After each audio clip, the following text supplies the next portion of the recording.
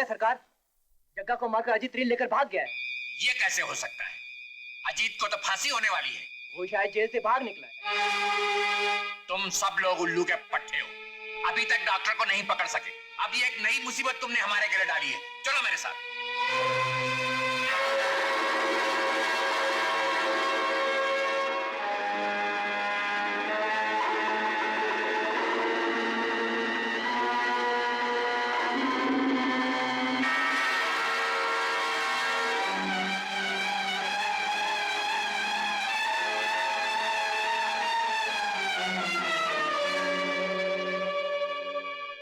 तुम यहाँ? बेटी, मुझे तुमसे कुछ कहना है। बेटी, तुम्हारे मुंह से ये शब्द अच्छा नहीं लगता। मेरी खुशियां लुटकर अब कौन सा जाल बिछाने आए हो? पहले मेरी बात तो सुन लो। बात सुनना तो दूर रहा, मैं तुम्हारी सूरत भी नहीं देखना चाहती। तुम झूठे हो, मक्कार हो। मैं जैसा भी हूँ तुम्हारा बाप हूँ बेटी। बाप? ये कैसे हो सकता है? ये हकीकत है। आज मैं तुम्हें सब कुछ बता देना चाहता हूँ।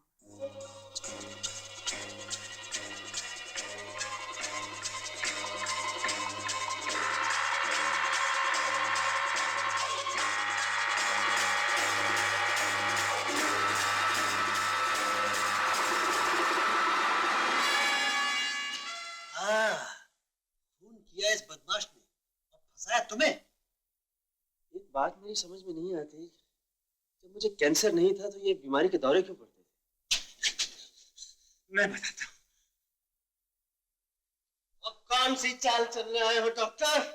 मैं तुम्हारा मुजरिम हूँ, चाहे तो मुझे जान से मार डालो, लेकिन मेरी बात तो सुन लो। बोलो क्या बोलना चाहते हो तुम?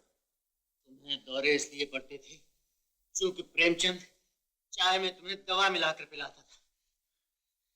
तुम्हें कैंसर है ये कहने के लिए भी प्रेमचंद ने ही मुझे मजबूर किया था। अब मैं समझा, ये सब उसी की चाल थी। उसी ने मुझे चोरी करने पर मजबूर किया, क्योंकि वो कमीना जानता था कि मेरे सिवा इस तिजोरी को कोई दूसरा नहीं तोड़ सकता। अजीत, मेरी बेटी प्रेमचंद के फंदे में फंसी है, उसे किसी तरह। मेरी बेटी? तुम्हारी कौन सी बेटी? रेखा। आपकी बेटी? हाँ, ये सच है।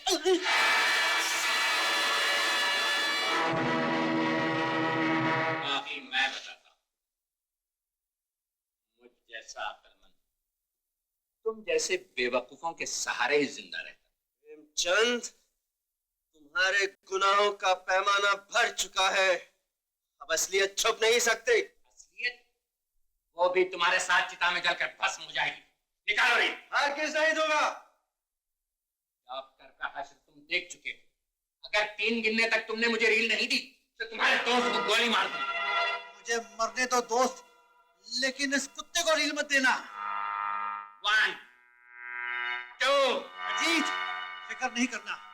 मैं तेरे जैसे यार के लिए एक बार तो क्या 10 बार मर सकता हूँ।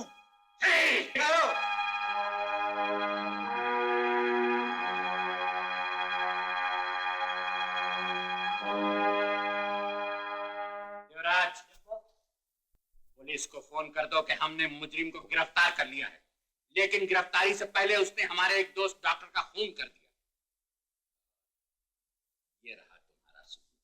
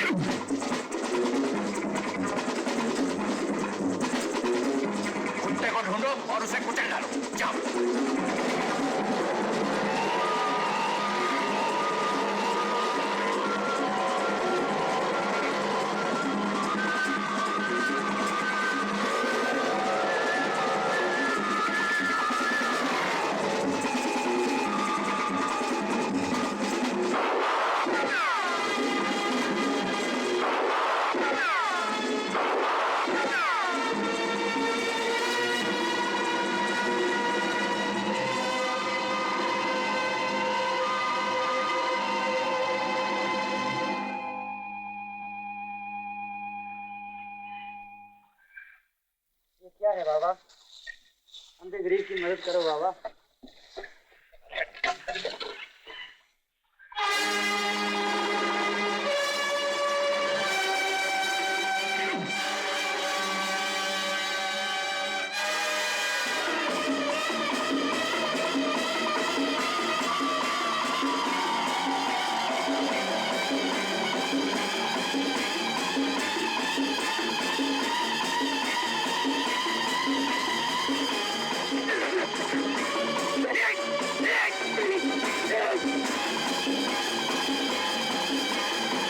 प्रेमचंद सेठ, मैं तो मरूंगा लेकिन तुम्हें जिंदा नहीं छोड़ूंगा।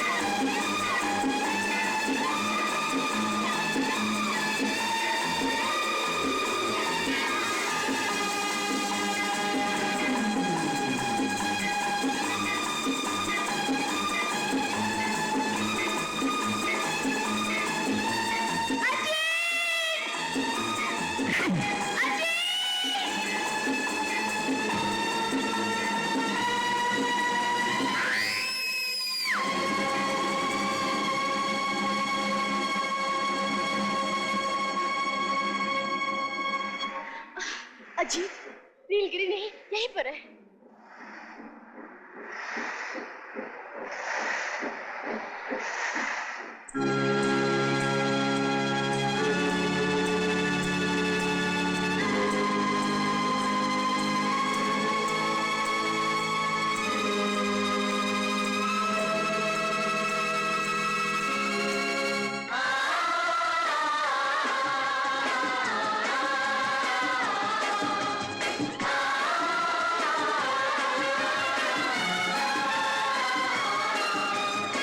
होते होते भी अनहोनी बात कोई ऐसी हो जाए,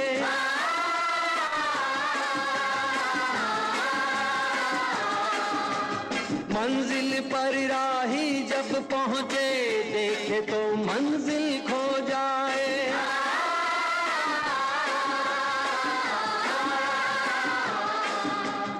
अभी हकीकत अभी है सपना, लिखने वाला जाने कहानी, कहानी किस्मत की, कहानी किस्मत की, ओ कहानी किस्मत की। कहानी किस्मत की, कहानी किस्मत की।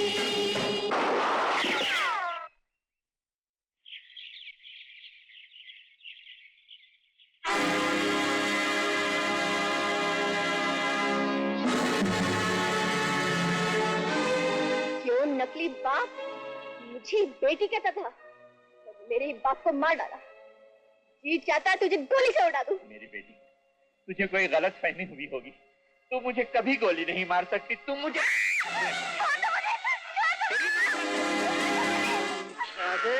छोड़ दे उसे।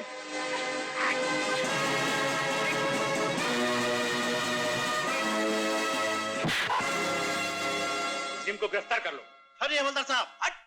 ठहरिए इंस्पेक्टर साहब, मुजरिम ये नहीं वो है। नहीं इंस्पेक्टर साहब, ये झूठ बोल रहा है। भागा मत। मुजरिम यही है इंस्पेक्टर साहब। भैया कहाँ है रील? अपनी बेगुनाह के सबूत इंस्पेक्टर को दिखा दो। ये लीजिए इंस्पेक्टर साहब। ठीक है, गुनहगार कौन है इसका फैसला रील देखने के बाद ही किया जाएगा। चलो मेरे साथ। हवलदार, प्रेमचंद को साथ लेके आओ। जल्दी लाना, ठीक से पकड़ के। रील चलाओ। तो यही है तुम्हारी बेगुनाही का सबूत? इंस्पेक्टर साहब, मेरी समझ में नहीं आता ये रील कैसे बदल गई। इंस्पेक्टर, इसे वापस जेल भेज दो। Yes sir. राम सिंह, गाड़ी लेके आओ।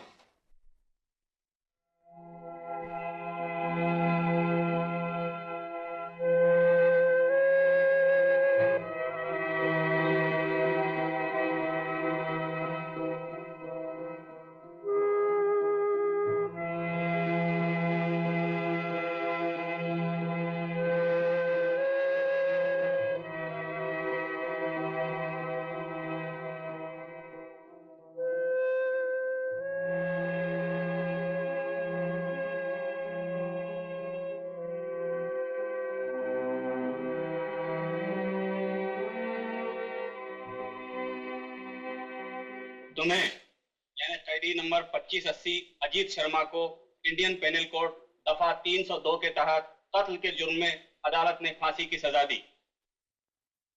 सरकार के ऑर्डर नंबर 123 पीसी के तहत आज तुम्हें फांसी दी जाएगी। तुम्हारी कोई आखिरी ख्वाहिश हो तो कह सकते हो।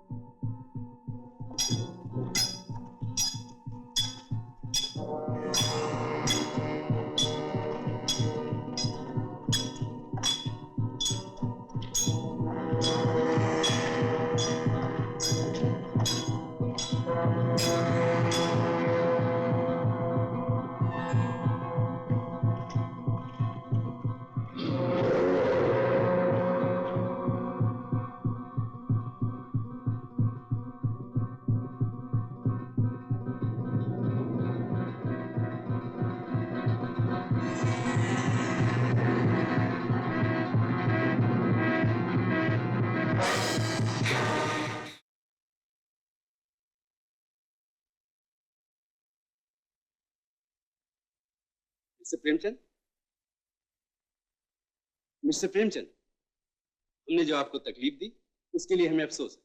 आप तशरीफ ले जा सकते हैं। जाने दे, मैं कैसे छोड़ दूं? मैं छोड़ दूं, मैं जाऊंगी, छोड़ दो मुझे। कौन है? सरकार, मैं अपने बच्चे की बेगुनाही का सबूत लेकर आई हूँ। ये रील देख लीजिए। What is all this? Commissioner साहब, हमारी कुत्ती बहुत होशियार है। इसने असली रील फोटोग्राफर की दुकान में छुपा दी थी और दूसरी लेकर भाग गई। ये देखिए, यही है वो असली रील। ये औरत सरासर ड्रामा कर रही है। सरकार, मुझ बेवा का यही एक सहारा, इस सहारे को मत छीनिए। एक नजर देख लीजिए, मैं आपके हाथ जोड़ती हूँ सरकार, आपके हाथ जोड़ती हूँ। कमिश्नर साहब, प्लीज। ठीक है, ये रील भी लगा कर देख लो।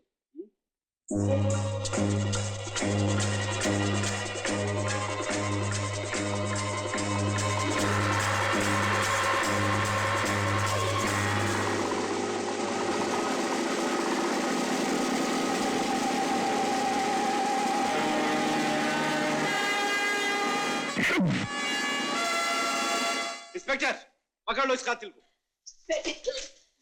बेटे मुझे माफ कर देना, मैंने तुम्हें बहुत गलत समझा। नहीं माँ, ऐसा मत कहो, इसमें तुम्हारा क्या कसूर? कमिश्नर साहब, अब तो ये छूट जाएंगे ना? इन्होंने कानून की बहुत बड़ी मदद की, वरना इंसाफ के हाथों एक अजीम बेइंसाफी हो जाती। मैं सरकार से इनकी पूरी शिकायत